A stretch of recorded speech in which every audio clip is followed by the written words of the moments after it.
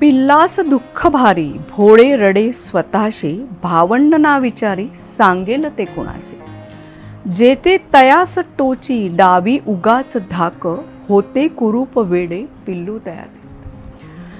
भावंड पण विचारत नाहीयेत, काहीच किंमत देत नाहीये कोणी. आणि जो तो येऊन आपला टोचतोय, त्याला जो तो टोचून बोलतोय आणि उगाचच दमदाटी करतोय, हे सगळं का शक्य होतंय? कारण तो अतिशय दुबळा आहे म्हणा, किंवा तो सगळ्यांच्या दृष्टिकोनातून आपल्या स्वतःकडे बघतोय म्हणा, किंवा तो बिचारा गांगरून गेलाय की इतके वाईट समोरनं अनुभव येत आहे की नक्की मी कोण आहे, मी कसा आहे, ह्याचे प्रश्न त्याला पडले.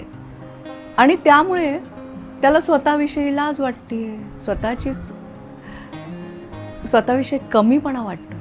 असं सगळं घडत घडत घडत त्याच्या मनाचा प्रवास चालू आहे बरं का, जो आहे आपण सुद्धा अनेक वेळा अनुभवलेला आहे, प्रत्येकाने अनुभवलेला आहे.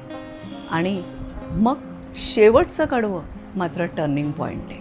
काय टर्निंग पॉईंट?